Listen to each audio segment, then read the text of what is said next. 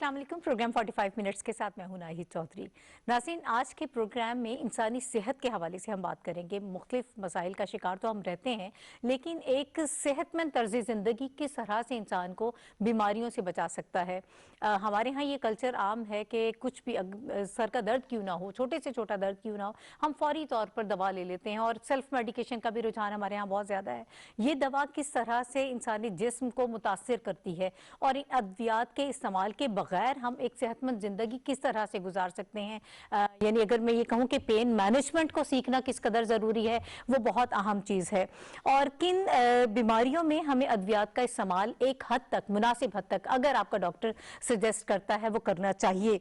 और इसके अलावा जब हम अद्वियात की बात करते हैं तो इसके मौलिक असरात के हवाले से भी आज के प्रोग्राम में थोड़ा सा बात करेंगे। और वो बीमारियाँ जो फिजियोथेरेपी के ज़रिए ही ठीक हो सकती हैं, उसकी तरफ भी तवज्जो होगी आज के प्रोग्राम में। और ख़ास तौर पर जब इंसानी जहन की बात की जाती है और ये कहा जाता है कि इंसानी जहन पर एक्सरसाइज के बहुत अहम असरात होते हैं। फिजियोथेरेपी जो है ये भी, अगर इसकी एक किस्म जो है वो उसको एक्सरसाइज थेरेपी भी कहा जाता है, मैनुअल थेरेपी भी कहा जाता है। ये सारी चीज़ें जो हैं किस तरह से इंसान की सेहत को बरकरार रखने में ममदो मुआविन साबित हो सकती हैं। अगर मुख्तलिफ बीमारियों में आप पहले एक फिजियोथेरेपिस्ट के पास चले जाएं तो आपको मालूम हो जाएगा कि एग्जैक्ट सिचुएशन क्या है, किस डॉक्टर के पास आपने जाना है। हमारे यहाँ अक्सर ये भी होता है कि सही तरह से रेफर नहीं किया जाता और एक मरीज जो है वो मुख्तलिफ डॉक्टरों के पास घूमता हुआ अपनी बीमारियां जो है वो कम नहीं करता, बल्कि बहुत सारी मजीद बीमारियां जो है वो अपने ऊपर लाद लेता है और ये बड़ी खतरनाक किस्म की सूरत हाल होती है। इन तमाम तर हवालों से हम बात करेंगे और पाकिस्तान इस वक्त कहाँ स्टैंड कर रहा है फिजियोथेरेपी के हवाले से जब हम बात करते हैं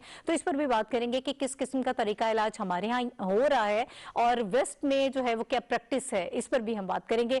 और इस हवाले से गुफ्तगू करने के लिए जो मेरे साथ शख्सियात मौजूद हैं, मैं उनका आपसे इंट्रोडक्शन करा देती हूँ। डॉक्टर मोहम्मद इशफाक साहब इस वक्त हमें ज्वाइन कर रहे हैं। डॉक्टर ऑफ फिजियोथेरेपी हैं, NIRM इस्लामाबाद से इनका ताल्लुक है। बहुत शुक्रिया डॉक्टर साहब आपका हमें प्रोग्राम में वक्त देने के लिए। इनके साथ डॉक्टर मसूद अहमद साहब हमारे साथ प्रोग्राम में मौजूद हैं, ऑर्थोपैडिक मैनुअल थेरेपिस्ट हैं और फौजी फाउंडेशन हॉस्पिटल रावलपिंडी से इनका ताल्लुक है। बहुत शुक्रिया डॉक्टर साहब हमें ज्वाइन करने के लिए। डॉक्टर नुसरत बशीर साहिबा हमें ज्वाइन कर रही हैं, आप HOD हैं फिजियोथेरेपी डिपार्टमेंट की और फेडरल जनरल हॉस्पिटल चक शहजाद इस्लामाबाद से डॉक्टर नुसरत साहिबा का ताल्लुक है। डॉक्टर साहिबा आपका भी बहुत शुक्रिया। खासतौर पर ख़वातीन के हवाले से मैं बड़ी इंटरेस्टेड होंगी कि जो मसाइल हैं वो हम आपसे डिस्कस करें। अभी डॉक्टर इशफाक साहब से आगाज़ कर लेते हैं। सर, जिस तरह से मैंने सेहतमंद तर्ज ज़िंदगी की बात की है कि एक हेल्दी लाइफ स्टाइल बहुत ज़रूरी होता है हर इंसान के लिए।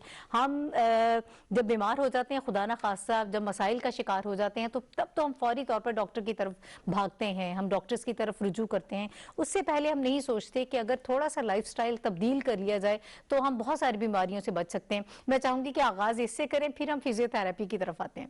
जी, बहुत शुक्रिया।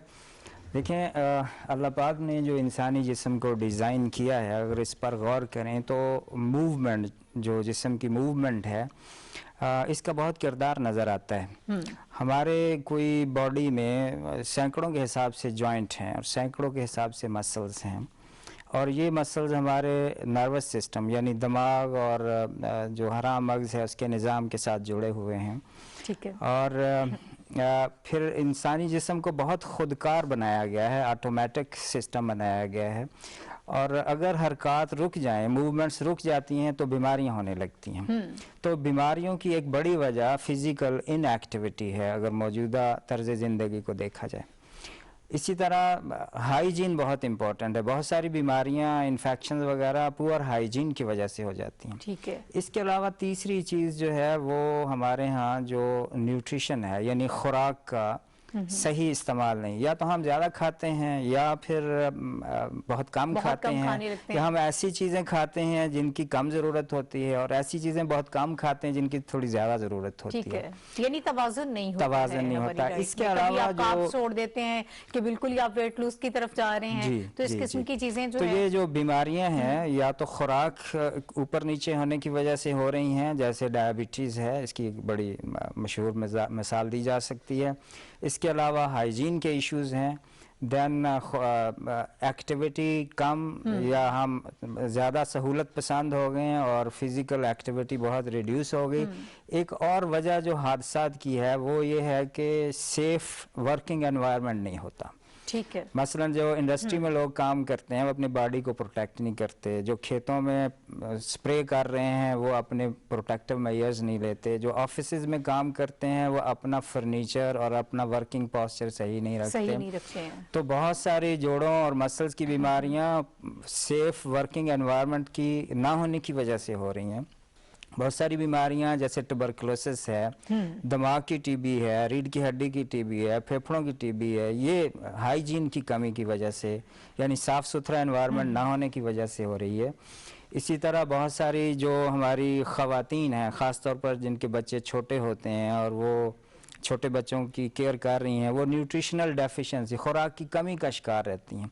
बहुत सारी माजूरियाँ और बीमारियाँ खुराक कम होने की वजह से, आयरन की डेफिशिएंसी से हो रही हैं, यानी फौलाद कम इस्तेमाल होता है, इस वजह से हो रहे हैं।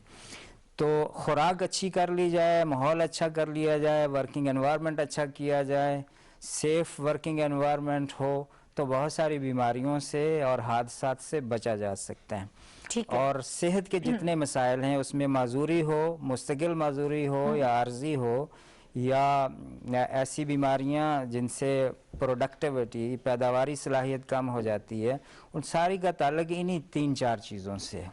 ठीक है, अगर इनको फोकस कर लिया जाए, इनका ख्याल रखा जाए तो हम बच सकते हैं इन बीमारियों से। डॉक्टर मसूद साहब, बड़ी अहम चीज़ जो है वो उन्होंने उसकी तरफ इशारा किया डॉक्टर इशफाक साहब ने। आप मुझे ये बताइए कि अगर इन सारी चीज़ों का हम ख्याल रखते हैं तो क्या ये मुमकिन है कि हम अद्वियात के बगैर, ड्रग्स के बगैर एक सेहतमंद ज़िंदगी गुजार सकें?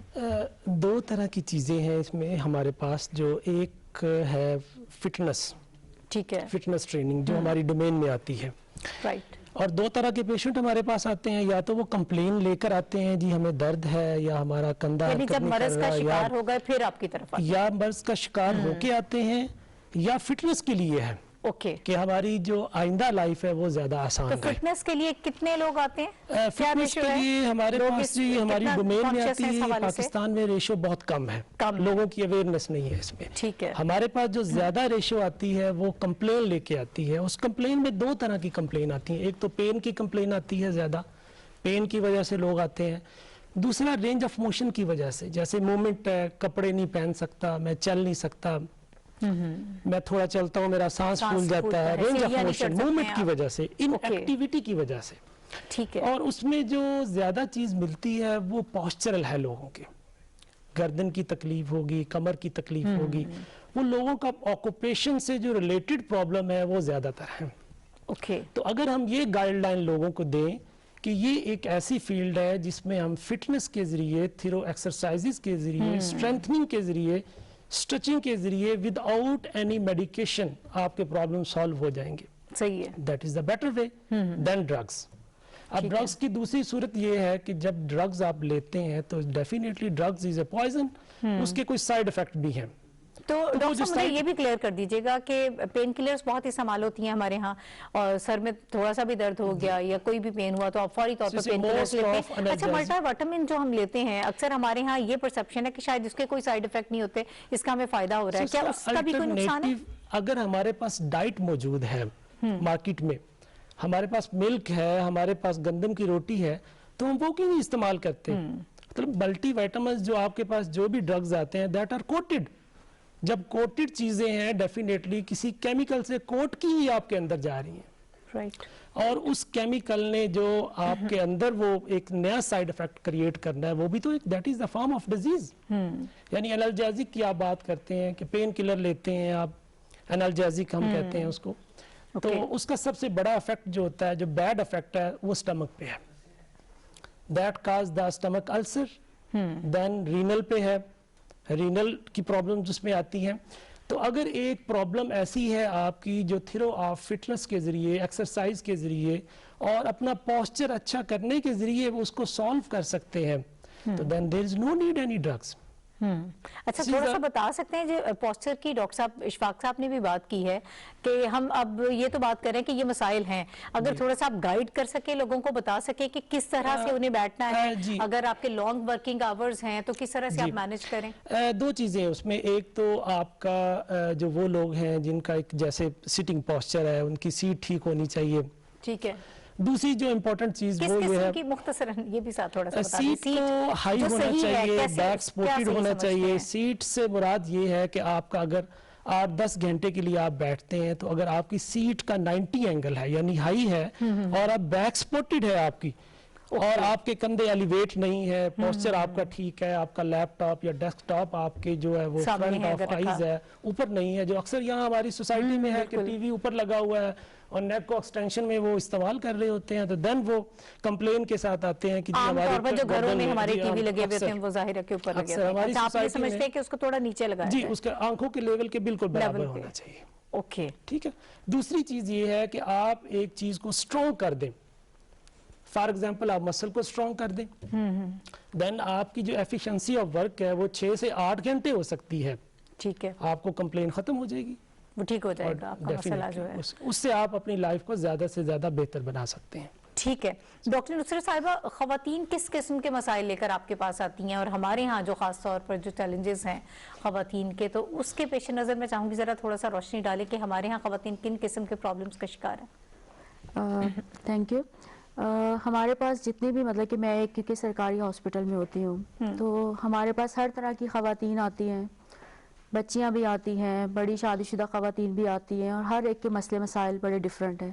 तो हम ज़्यादातर जनरलाइज खवातीन की बात करेंगे जिसमें उनमें ज़्यादातर ग़ज़ाई कमी का शिकार होती हैं, एक्टिविटी नहीं होती है, मोटापा बहुत हो जाता है जिसकी वजह से कमर का दर्द, जोड़ों का दर्द, और वो कहती हैं हर वक्त हम थकी थकी रहती हैं थकावट महसूस और होती है। जहाँ पे भी कहती हैं कि हमें हाथ लगाएं वहीं पे भी दुखता है। तो कभी मसले मसाइल इस तरह के होते हैं, बच्चे नहीं संभाल सकते, तो वो इस तरह की ज़्यादातर खवातीन आती हैं, उनके मसले मसाइल ज़्यादा होते हैं।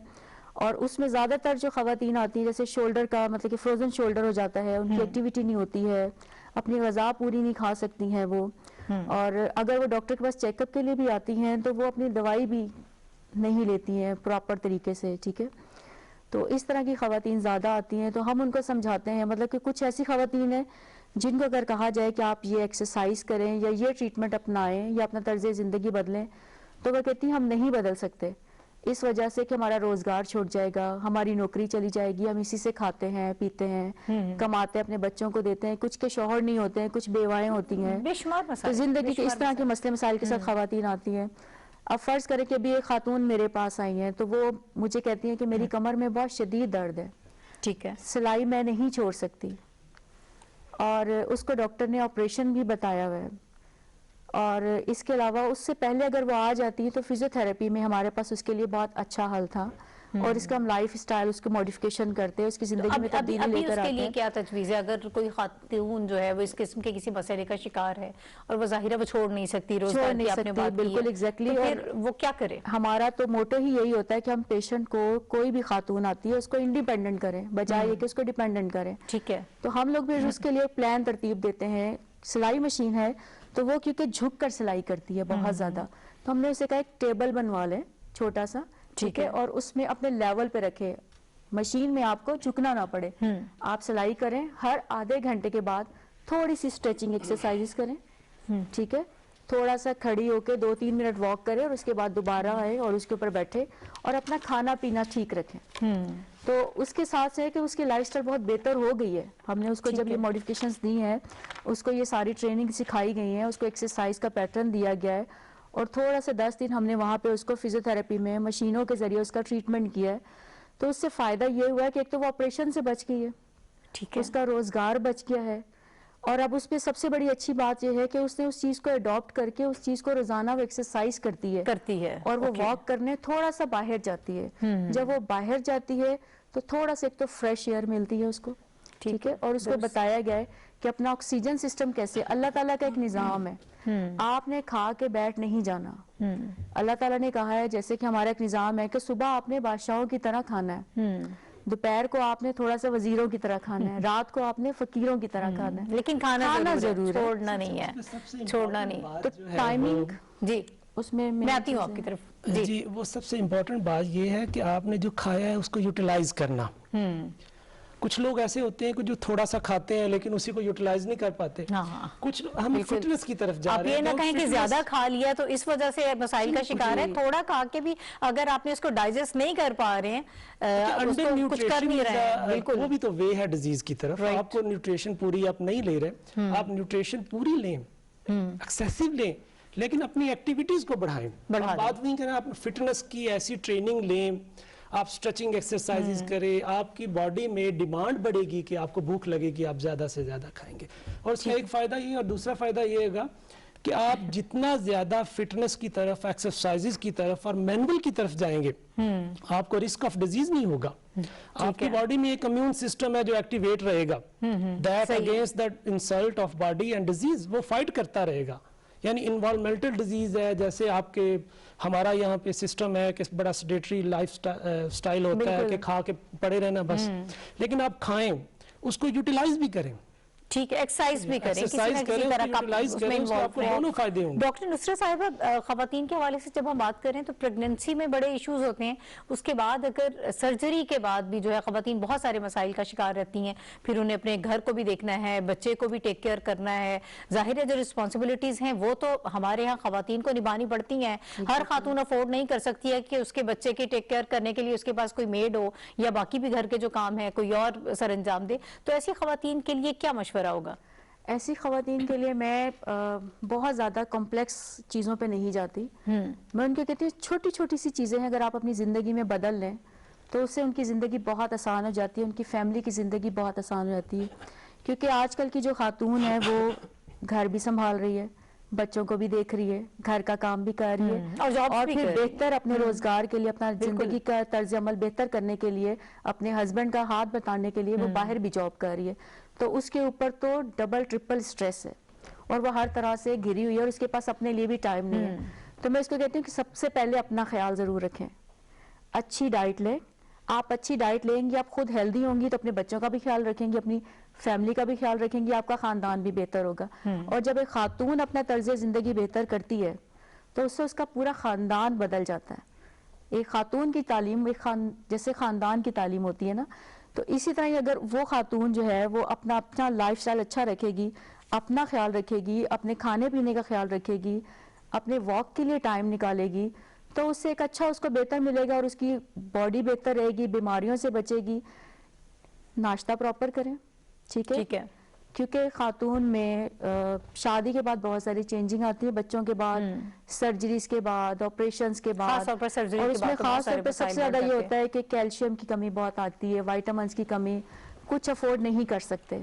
लेकिन अल्लाह ताला ने पाकिस्तान को ऐसा एक हमारा एक निज़ाम दिया हुआ है, हमारा मौसम इतना अच्छा है कि हमें मौसम की हर चीज दस्तयाब है, हर चीज, और ताजी दस्तयाब है, हमें प्रिजर्वेटिव लेने की जरूरत नहीं है। बिल्कुल नेचुरल की तरफ हमें जाना चाहिए, ऑर्गेनिक की तरफ हमें। डॉक्टर नुसरत, जब हम सी सेक्शन की बात कर रहे हैं तो उसके बाद बहुत सारे मसाइल का शिकार हो जाती हैं खवातीन के।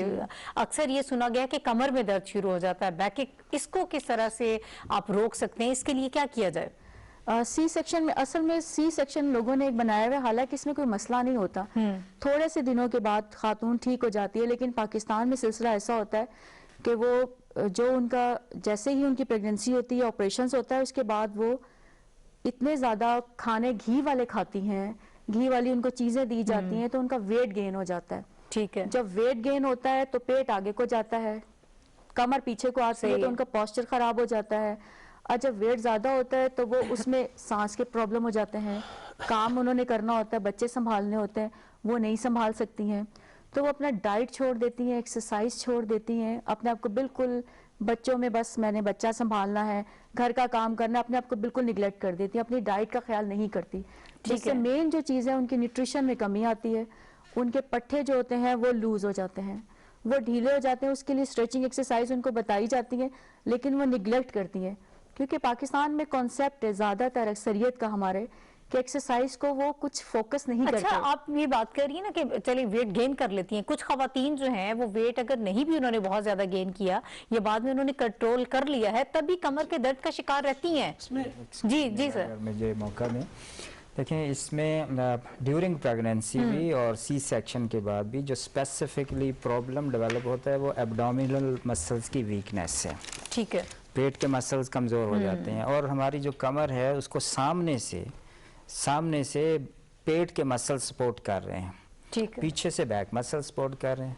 फिर ये over the period of pregnancy हमारा जो फिगर है ख़वातीन का, जिसमें स्पाइनल कॉलम है, रीढ़ की हड्डी का, उसकी शेप चेंज हो जाती है, क्योंकि एब्डोमेन में वेट होता है, जिसकी वजह से बायोमैकेनिकल तब्दीलियाँ, यानी जो उसकी शक्ल सूरत है रीढ़ की हड्डी की, उसमें तब्दीली आती है, ठीक है। जिसकी वजह से जोड़ों पे अनड्यू प्रेशर आता है और उसकी वजह से वो दुखने लगते हैं, और मसल कमज़ोर होने की वजह से भी रीढ़ की हड्डी को सामने से सही सहारा नहीं मिल पाता, इसलिए कमर दर्द की शिकायत होती है। तीसरी रीज़न ये होती है कि जो हमारे जो पेल्विक रीजन यानी पेट के जस्ट नीचे हिप्स के रीजन में 2 जॉइंट होते हैं, जिसको हम सेक्रोइलिक जॉइंट कहते हैं। ठीक। बच्चे की पैदाइश के लिए अल्लाह पाक ने ये निज़ाम बनाया कि वो जॉइंट लूज हो जाते हैं।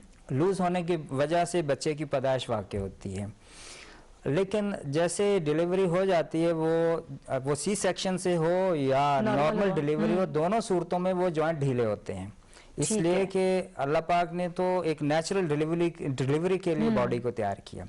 अब वो वापस नहीं आ पाते जल्दी से, और औरत जल्दी से वो घर का काम काज अगर शुरू कर दे और उसमें सीढ़ी चढ़ना या ऊंची नीची जगह पर नहीं, रेस्ट तो और बात है, नॉर्मल एक्टिविटी तो कर सकते हैं, लेकिन कोई ऐसी हरकत जैसे सीढ़ी चढ़ना, वजन उठाना, वजन उठाना, या झुक के कपड़े निचोड़े, 2 बाल्टियां कपड़े धो लिए। अब जॉइंट कच्चे हैं, मैं सादा जुबान अगर इस्तेमाल करूं, जॉइंट रिलैक्स हैं, और ये जो जॉइंट हैं जिसको हम सेक्रोइलिक जॉइंट कहते हैं, ये इसकी सरफेस जो है बड़ी डिफरेंटली डिजाइन है बाकी जोड़ों से। ठीक है। ये बाज़ औक़ात अपनी जगह से यूं हिलता है तो नई जगह पर नई पोजीशन में जाके अटक जाता है, अब वापस नहीं आ पाता। और वो दर्द हिप जॉइंट में, वो कभी उसको आप कमर दर्द कह देते हैं, कभी कूल्हे का दर्द कह देता होता, वो बीच में है। ठीक है। वो सारी उम्र चलता है, क्योंकि वो जॉइंट अपनी जगह पे नहीं आता। तो उसका इलाज क्या है सर? उसका इलाज ये है, एक तो यह है, पहली बात तो ये प्रिवेंशन। देखें, ये तो नेचुरली होना है, जॉइंट रिलैक्स होगा। अब ये डी रेंज ना हो, इस पे फोकस करना चाहिए। तो ड्यूरिंग प्रेगनेंसी, खासतौर पर आखिरी महीनों में, सीढ़ियाँ चढ़ना या ज़्यादा झुकना या लंबे कदमों के साथ चलना, इसको अवॉइड करना चाहिए। ठीक है। नंबर ये तो है प्रिवेंशन। उस जमाने में कोई छोटी मोटी बेल्ट अगर कुछ ना हो तो एक दुपट्टे की पट्टी सी बना के पेल्विस पे, ये पेट के जस्ट नीचे बांध लें, ताकि ये जॉइंट स्टेबल रहें। ठीक है। मैं रेंज ना हो। बात करते हैं, डॉक्टर मसूद साहब आपकी तरफ आती है, मुझे एक ब्रेक लेना सर। ब्रेक के बाद वापस आते हैं। नाज़रीन, गुफ्तगू का सिलसिला हमारा जारी रहेगा। बड़ी इंटरेस्टिंग से इस वक्त जो है वो डिस्कशन हो रही है, इस पर मजीद बात करेंगे, हमारे साथ रहिएगा।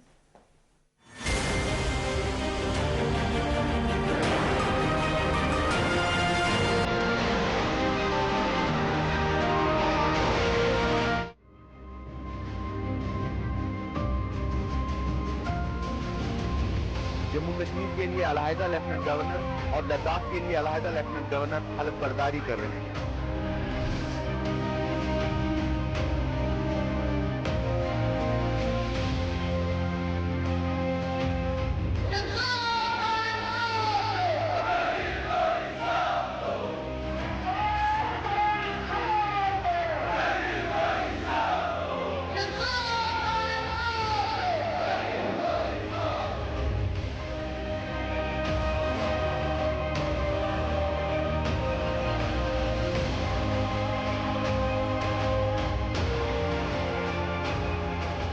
जम्मू कश्मीर के अवाम के साथ एक भद्दा मजाक किया गया है। आज तक कभी ऐसा नहीं हुआ।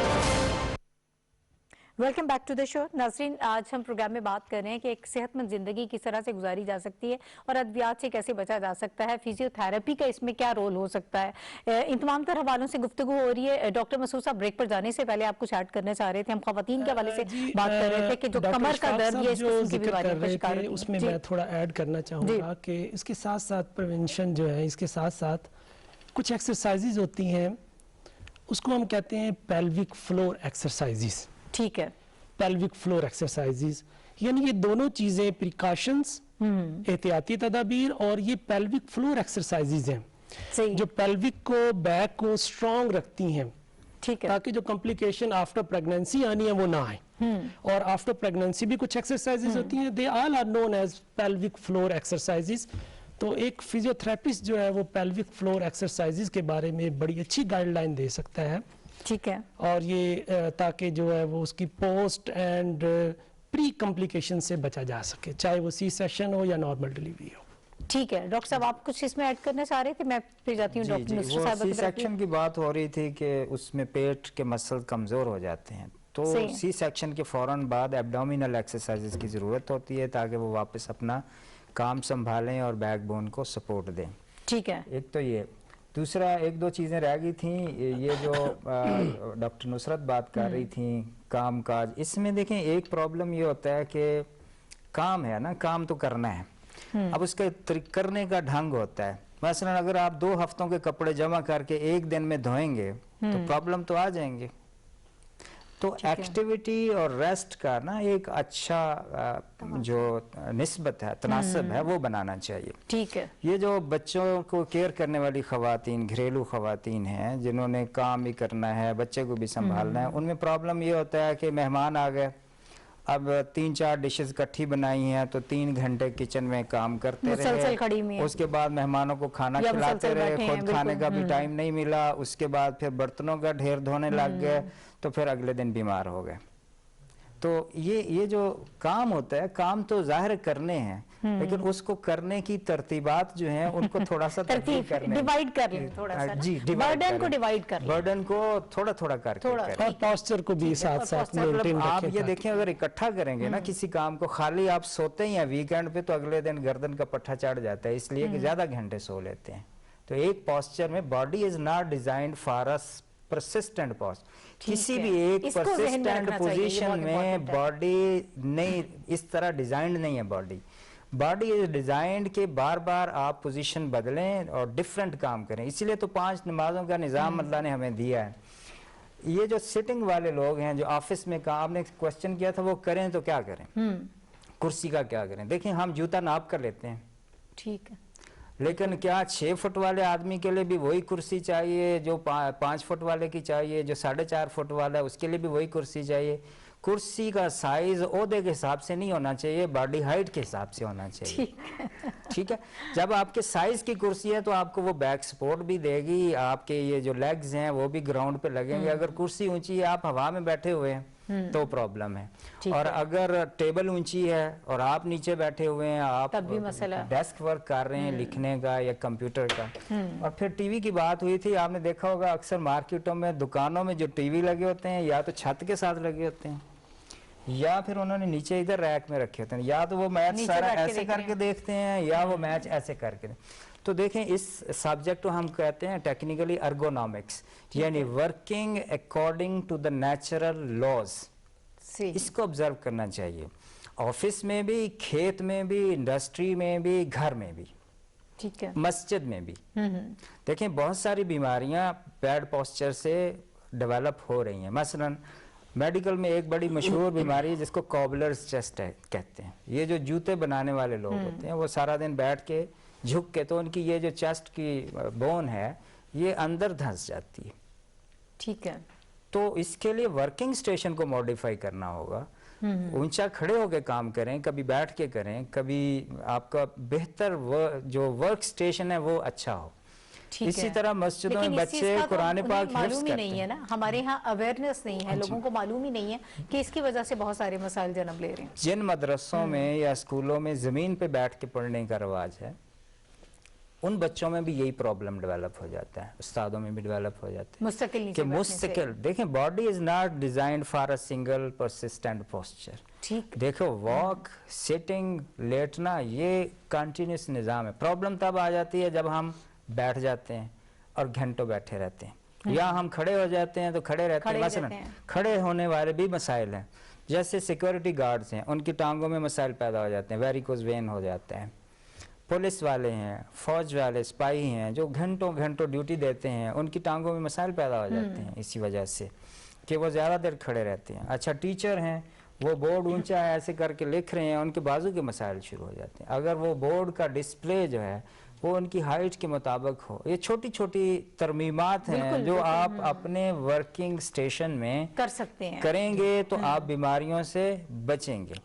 इसी तरह न्यूट्रिशन की बात, मेरा ख्याल मैं बाकी बिस्तर और पिल्लो सराहना, उसका भी एक पॉस्चर होता है कि वो टाइट होना चाहिए और आपकी नेक के हिसाब से हो पिलो, ताकि आपको बैक किक तकिया नहीं लेते हैं और कुछ बहुत ऊंचा तकिया लेने के आदी होते हैं। बहुत सारे लोग ये कंप्लेन करते हैं फिजिकल ट्रीटमेंट के बाद कि जी दिन तो सारा ठीक रहा, लेकिन जब सुबह उठे तो फिर दोबारा तकलीफ शुरू होगी। That is due to your, उसका मतलब कि रात को स्लीपिंग पोस्चर जो है आपका वो है। बाज लोग टीवी देखते हैं तो वो बाजू ऊपर करते हैं और वहीं रह जाता है और उधर स्लीप करते हैं। ठीक है डॉक्टर मसूद साहब, मुझे कुछ ऐसी बीमारियों के हवाले से भी बताइएगा कि फिजियोथेरेपी में जो हमें बहुत ज्यादा मदद दे सकती हैं।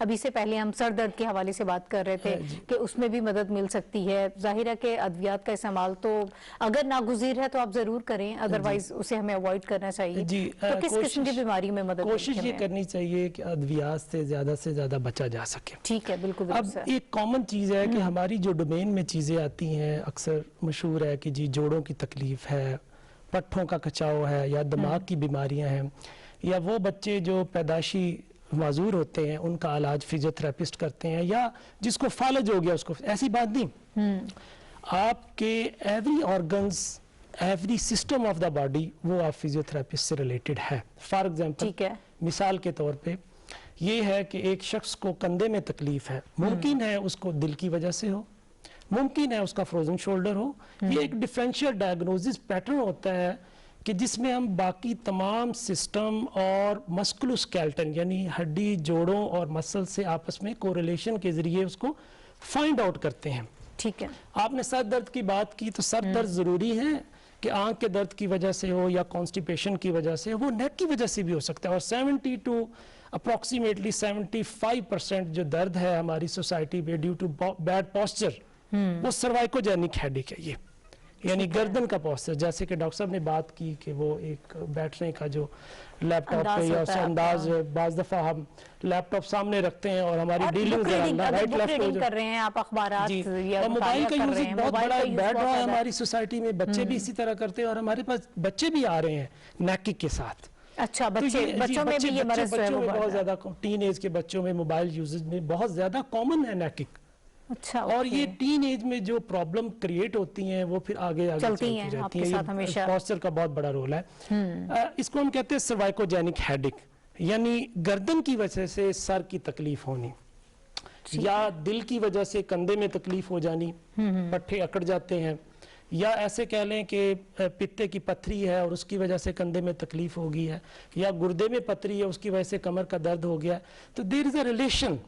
उसमें हमें फाइंड आउट करना पड़ता है कि जो मस्कुलोस्केलेटल है यानी गोश्त, पट्ठों, हड्डियों से मुतल्लिका है, हम उसका ट्रीटमेंट फिजिकल तरीके से करें। ठीक है। अगर काज वही है, जैसा कि नक की हमने बात की, अगर काज वही है तो हम उस काज को फाइंड आउट करके उसको रिलीज करें।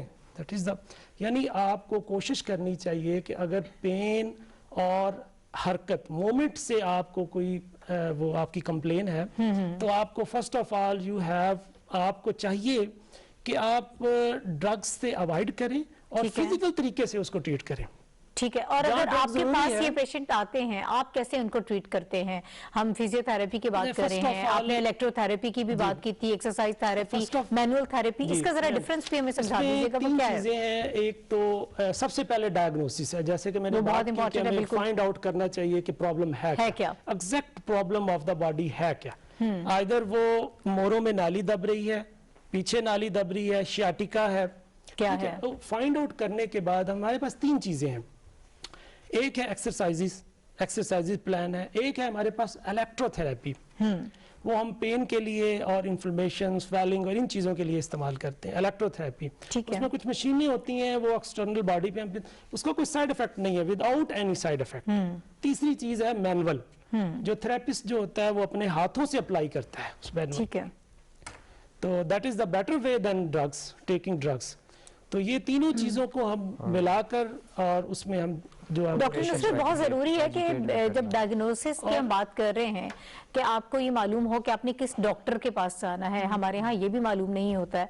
अगर थोड़ा भी कोई इशू ऐसा है, जैसे इन्होंने कहा कि पट्टों का खिंचाव हो गया, ये इस किस्म के इश्यूज हो गए, हम फौरी तौर पर आर्थोपेडिक के पास जाते हैं और वो एक डिफरेंट डोमेन होती है। तो इस हवाले से क्या कहेंगी आप, क्या सजेस्ट करेंगी? एक्चुअली यहाँ पे थोड़ा सा मसला आ जाता है अवेयरनेस का, क्योंकि कुछ 7 to 8% क्लास ऐसी है जिनको तो पता है कि मुझे अगर कमर का दर्द हुआ, मुझे अगर गर्दन का मसला हुआ, ये मेरे पट्टों की वजह से है, मेरे मसल्स स्टिफ हो गए, मैंने सफ़र बहुत ज़्यादा कर लिया है। यानी वो खुद अंडरस्टैंड कर रहे होते हैं कि इस वजह से तो, नहीं हो लेकिन सकती है। ज़्यादातर आबादी हमारी 97% ऐसी है पाकिस्तान में, 90% जिनको पता ही नहीं होता कि हमने कहाँ पे जाना है। उनके पास अवेयरनेस की कमी होती है बेसिकली।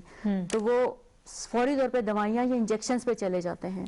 हालांकि वो बहुत, अगर फिजियोथेरेपिस्ट के पास सीधा आ जाए तो वो उनका बगैर किसी दवाई के, बगैर इंजेक्शंस के, वो चीज़ हम उनकी रिलीज कर देते हैं। अगर वो ठीक है। मसल्स की वजह से होती है, उनके किसी भी स्टिफनेस की वजह से होती है, तो हम इलेक्ट्रोथेरेपी प्लस एक्सरसाइजेस की वजह से और उनका थोड़ा सा पोस्चर तो मॉडिफिकेशन की ये वजह से वो चेंज हो जाती अगर है। स्टिफनेस की बात कर रही हैं, लेट्स जी। सपोज, तो उसमें कितना टाइम लगता है, कितने विजिट्स एक पेशेंट आपके पास करता है? खवातीन तो फिर मैं उसकी तरफ जाऊंगी तो वो उनके लिए मुश्किल हो जाता है कि वो बार बार अगर वो फिजियोथेरेपिस्ट के पास आए तो वो चाहेंगी कि घर पे कुछ इलाज कर ले, तो घर पे कैसे किया जा सकता है? इसमें इतना बड़ा मसला नहीं होता है। अगर हमारे पास एक खातून आती है कि मेरी जो गर्दन है उसके जो पट्टे हर वक्त खिंचे रहते हैं, सबसे पहले तो मेन चीज़ है कि डॉक्टर साहब ने, जैसे डॉक्टर मसूद साहब ने कहा है कि उसके लिए डायग्नोस, अगर हमें डायग्नोस हो गया है कि उसका मसल्स की वजह से, गोश्त की वजह से, लिगामेंट्स की वजह से ये प्रॉब्लम हो रहा है और हमने डायग्नोस कर लिया है कि ये फिजियोथेरेपी ही की डोमेन में आता है, ठीक है। तो हम उसके लिए एक पूरा प्लान करते हैं जिसमें इलेक्ट्रोथेरेपी होता है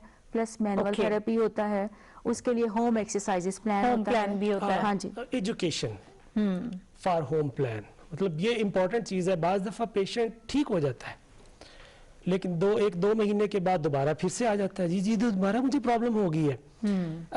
द बेसिक चीज़ ये है कि वो प्रॉब्लम जो आपको पहली दफ़ा हुई है वो दोबारा ना हो, वो दोबारा ना हो। ठीक। मतलब आपने पेशेंट ठीक हुआ, फिर उसको एजुकेट भी करना है कि आपने अपने पॉस्चर की वजह से था, आपने अपना पॉस्चर बेहतर रखना है, अपना बिस्तर टाइट रखना है, अपना पिल्लो ये इस्तेमाल करना है, इतने घंटे के लिए आप बैठते हैं, आपकी चेयर ऐसी होनी चाहिए।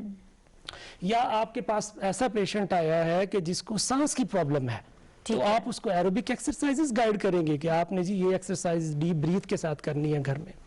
That is the important, is a part of breathing physical का हमें थेरेपी। पता है कि हमने किस तरह से सांस लेना है, इससे भी कुछ प्रॉब्लम्स क्रिएट हो जाते हैं। सबसे बड़ी 2 चीजें, एक मसल है, मसल जो कॉन्ट्रैक्टाइल टिश्यू है, कॉन्ट्रैक्टाइल टिश्यू है, मतलब उसको आप स्ट्रेच करते हैं फिर उसको दोबारा कॉन्ट्रैक्ट करते हैं। हमारी सोसाइटी में सबसे बड़ा बैकड्रॉ ये है कि मुझे कोई ऐसा शख्स नज़र नहीं आया जो पूरी की पूरी स्ट्रेच देता हो अपने मसल्स को। द प्रॉब्लम इज दैट पूरा स्ट्रेच नहीं देते आप, जहाँ तक जोर जा रहा है वहाँ तक कौन लेके जाता है? यहाँ कोई पूरा सांस नहीं लेते। जब 40 क्रॉस वही तो करते मैंने हैं, कहा ना कि इसका अब देखिए हवाले से भी लोगों को आपने बताइए। एक अल्लाह ताला की बनाई हुई चीज है, उसको पूरा यूटिलाइज ही नहीं किया। आप जितना सांस लेके जाएंगे ऑक्सीजन उतनी आपके अंदर जाएगी, आप ऑक्सीजन जाएगी मीन न्यूट्रिशन मिलेगी आपको। ये जो आपको कहा जाता है कि खुली फिजा में या बाहर अगर आप वॉक एक्सरसाइज के लिए जाते हैं तो आप 24 लंबे सांस hours आप लें। हैबिट बनाएं, आप हैबिट बनाएं, जब तक आप जाग रहे हैं आप हैबिट बनाएं कि आप सांस लंबा लें। फिर देखें जब 40 के बाद 45 के बाद जब एजिंग आती है तो हर चीज़ कमज़ोर होती है, लंग्स भी कमज़ोर होते हैं, इलास्टिसिटी भी आती है वेसल्स में, मसल्स भी कमज़ोर होते हैं। तो देन फिर ये होता है, अक्सर लोग कंप्लेन करते हैं जी हम 2 सीढ़ियाँ 2 स्टेप लेते हैं तो हमें सांस फूल जाता है। That is the problem. आपने पिछली लाइफ में पूरा कभी सांस लिया ही नहीं, ठीक है। दिस इज ये प्रॉब्लम सॉल्व किया अगर जा आपको सकता मालूम है। हो गया तो अभी से आप आदत बना जी, लें, ये इसी को अपने हैबिट में शामिल कर इतनी लें। बड़ी वो कोई नहीं मुश्किल चीज नहीं है, कोई मुश्किल rocket चीज science नहीं नहीं है, ये बहुत आम सी बातें हैं एरोबिक जो हम discuss कर रहे हैं। एक्सरसाइजेज बहुत अच्छी एक्सरसाइजेज हैं, इसके जरिए योगा है, योगा को भी हम करते हैं, just is a type of ELDOA, हम उसको कहते हैं एल्डोआ एक्सरसाइजेज, जो Okay. पोजीशन बनाते हैं। एरोबिक एक्सरसाइज में Aerobic कोई में। मूवमेंट भी करते हैं हम, ठीक है। और ऑक्सीजन लेते हैं उसमें, तो ये सही। कोई इतनी बड़ी मुश्किल बात नहीं है। अगर आप इसको करें तो आपको कार्डियोवास्कुलर सिस्टम, हार्ट डिजीज से आप बच सकते हैं, रेस्पिरेटरी डिजीजेस से आप बच सकते हैं, और through your increasing the immune system, मतलब ये भी बहुत ऑक्सीजन जा रही important है, है कि इम्यून सिस्टम। इससे बेहतर हो मतलब एक सकता है। थेरेपिस्ट में काम सिर्फ आपके इम्यून सिस्टम पे करना होता है। ठीक आपकी है। मेडिसिन आपके अंदर पड़ी है, आपकी मेडिसिन आपके अंदर पड़ी है, उसने इम्यून सिस्टम पे काम करना है, डिफरेंट स्ट्रक्चर, डिफरेंट वेज के जरिए, स्ट्रेंथनिंग एक्सरसाइजेस के आपकी जरिए कुव्वत मुदाफियत जो है जी। वो बेहतर हो सकती वो है। बेहतर हो सकती है थ्रू ठीक है। स्ट्रेचिंग एक्सरसाइजेस के लिए, स्ट्रेंथनिंग एरोबिक एक्सरसाइजेस के लिए, थ्रू योगा। डॉक्टर इशफाक साहब, हम ये तो बात कर रहे हैं कि अगर छोटी मोटी कोई बीमारियां हैं या अपने लाइफस्टाइल को बेहतर करने से बीमारियों से बचा जा सकता है, बीमारियों का इलाज हो सकता है। आप जो बात कर रहे थे कि हमारे यहाँ तकरीबन 3 करोड़ अफराद जो हैं वो किसी न किसी माजूरी का शिकार है, जी, बिल्कुल। उसमें कैसे आप लोग हेल्पफुल हो सकते हैं? ये आप जो तरीका इलाज है कितना मुआविन हो सकता है उसमें? देखें, ये जो डिसेबिलिटी है, ये बड़ा इशू है, पूरी दुनिया का जी। इशू है। तकरीबन 15% लोग जो हैं वो डिसेबल हैं, WHO कौमी अदारा सेहत के अदाद व शुमार के मुताबिक। ठीक है। उस हिसाब से देखे जाए तो हम 22 करोड़ हैं, 22 करोड़ का 15% निकालें तो ये 3 करोड़ 3 लाख 3 लाख बनते बनता हैं। है। और फिर एक दूसरा पहलू डिसेबिलिटी का ये है कि जहाँ पावर्टी ज़्यादा है वहाँ डिसेबिलिटी ज़्यादा है। ठीक है। और जब हम ये बात सोचते हैं तो पावर्टी फिर रूरल एरिया में ज़्यादा है देन जो शहरों के साथ कच्ची आबादियाँ हैं, वहाँ पर वहाँ स्लम ज़्यादा है। एरियाज जो हैं। ना तो वो शहर हैं ना वो गांव हैं, तो फैसिलिटीज़ नहीं होती, कहने को वो शहर के करीब होते हैं लेकिन एक्चुअली वो दूर होते हैं। बिल्कुल दुरुस्त। अच्छा, अब इसमें जो है ना हमारा जो हेल्थ डिलीवरी सिस्टम है, जो सेहत का निज़ाम है, उसके अंदर कुछ बुनियादी तब्दीलियां की जाएं तो फिर ये आसान हो सकता है लोगों का रिहैब सर्विसेज या फिजियोथेरेपी तक रसाई बेहतर हो सकती है, तो फिर ये जो है लोगों तक जो है सर्विस पहुंच सकती है। ठीक अभी है करंटली सर, जब अगर मुख्तसर मुझे ये भी बता दें, माजूरी में इसको कैसे कैटेगराइज करते हैं, किस किस्म की माजूरी को आप इसमें काउंट कर रहे हैं? देखिए, जब हमारा कोई लॉस ऑफ फंक्शन हो जाता है, ये कोई एक्टिविटी ज़िंदगी की हम परफॉर्म नहीं कर सकते, इसकी कई डेफिनेशन है, कई मॉडल हैं डिसेबिलिटी को डिफाइन करने के, लेकिन उर्फ आम में आप इतना कहें जैसे सब लोग नॉर्मल एक तरीके से काम कर रहे हैं, अगर कोई इंडिविजुअल उस तरह नहीं कर उसको सकता अंजाम देने के आप काबिल उसको नहीं है तो वो किसी न किसी किस्म disability की माजूरी का category में शिकार ले है। आते हैं। फिर उसकी ठीक है। दर्जा बंदी है कि क्या कोई एक आर्गन काम नहीं कर रहा, वैसे अब फर्द की हैसियत से वो अपनी भरपूर जिंदगी गुजार रहा है। मसलन मेरा ये हाथ नहीं है तो डिसेबिलिटी तो है, लेकिन मैं जॉब कर रहा हूँ, मैं परफॉर्म सही ठीक कर है। रहा हूँ, तो ये पहली कैटेगरी है।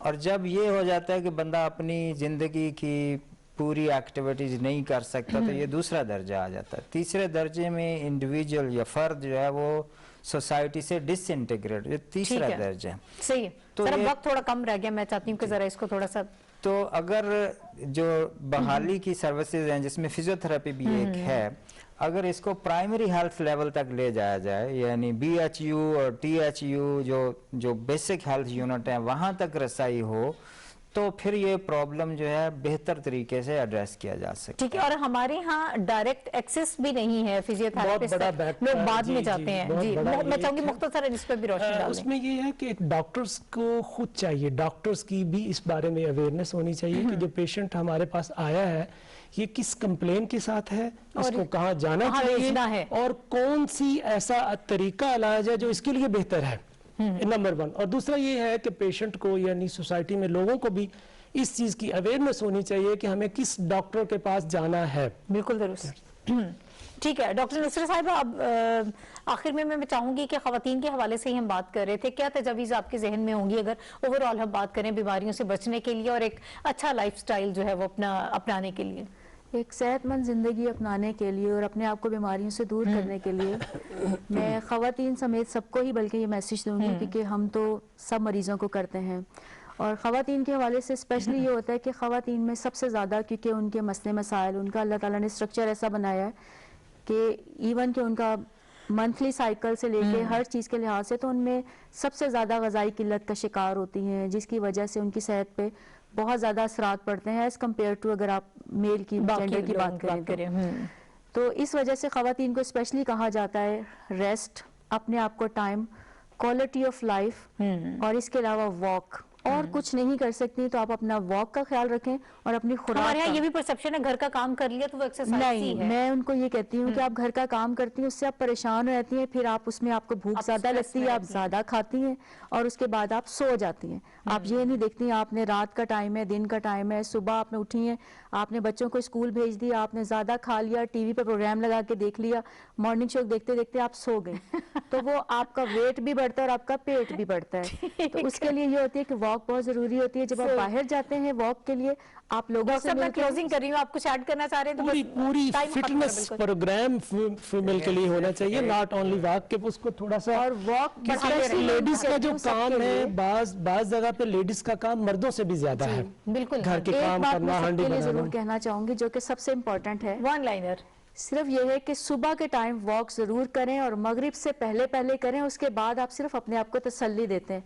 सुबह के टाइम आपको ऑक्सीजन मिलती है और रात को पौधों से, दरख्तों से, हर जगह से आपको कार्बन डाइऑक्साइड खारिज होती है जो कि आपकी सेहत के लिए बहुत मुज़र है। ठीक है डॉक्टर इशफाक साहब से जी, ये ग़िज़ाई किल्लत की बात हो रही है। असल में हम खाते तो शायद ज़्यादा हैं लेकिन हम आटा बहुत खाते हैं दाल के ऊपर चावल, चावल के ऊपर दाल। तो खाना जो ग़िज़ाई किल्लत है बेसिकली इसमें ये देखना है कि हम क्या खा रहे हैं, ये इम्पोर्टेंट नहीं है कि हम कितना खा रहे हैं। इसमें जो सबसे ज़्यादा ऐसी चीज़ें जिनमें नमकियात, मिनरल ज़्यादा हों, विटामिन ज़्यादा हों, जो हमारी बॉडी के फंक्शंस को रेगुलेट करते हैं, एक्चुअली वो ज़्यादा चीज़ें हैं। मसलन हम सब्जी पकाएंगे, इतना भूनेंगे सब कुछ खत्म हो जाएगा, उसकी ग़िज़ाइयत खत्म है। देखिए कच्ची सब्जियों का इस्तेमाल, सीजनल फलों का, मौसमी चीज़ें इस्तेमाल। हम सर्दियों में मैंगो ढूंढते हैं और गर्मियों में हम माल्टे खाना चाहते हैं, ये अप्रोच दुरुस्त नहीं है। सीजनल ताज़ा फल सब्जियां इस्तेमाल करें, गोश्त का इस्तेमाल जो है वो बढ़ाएं इस तरह, लेकिन ये नहीं सिर्फ कुर्बानी की ईद पे खाएं, ठीक है, उसको रेगुलर लें क्योंकि बॉडी स्ट्रक्चर जो है वो गोश्त से बनता है। सही, ठीक है और जो बिल्कुल खत्म हो गया सर। और जो नमकियात हैं और विटामिन हैं वो बॉडी सिस्टम को रेगुलेट करते हैं। ठीक है, यानी एक तनासुब, दुरुस्त तनासुब के साथ जो है उसका हमें रखना चाहिए ग़िज़ा में जो चीज़ें हम इस्तेमाल कर रहे हैं। डॉक्टर मोहम्मद इशफाक साहब, डॉक्टर मसूद अहमद साहब, डॉक्टर नुसरत बशीर साहिबा इस वक्त हमारे साथ मौजूद थी और जो डिस्कशन हम एक हेल्दी लाइफस्टाइल के हवाले से कर रहे थे उस पर भी हम गुफ्तगू कर रहे थे कि बहुत छोटी छोटी चीज़ें हैं, अगर वो अपनी ज़िंदगी में हम तब्दील कर लें और एक तरतीब पैदा कर लें तो अपनी ज़िंदगी ज़्यादा बेहतर तरीके से बगैर अद्वियात के साथ हम गुजार सकते हैं। और फिजियोथेरेपी के हवाले से भी हम यहाँ पर गुफ्तगू कर रहे थे कि अगर फिजियोथेरेपिस्ट से इन चीज़ों का इलाज करवा लिया जाए, जो छोटी छोटी आपकी बीमारियां होती हैं, तो फिर बड़ी बीमारियों से भी बच सकते हैं और बल्कि इसमें आपके अखराजात भी कम आते हैं। इस पर भी थोड़ा सा हमें तवज्जो देने की जरूरत है। नाहिद चौधरी को आज के प्रोग्राम से इजाजत दीजिए, इंशाल्लाह अगले प्रोग्राम में दोबारा आपसे मुलाकात होगी। अल्लाह हाफिज।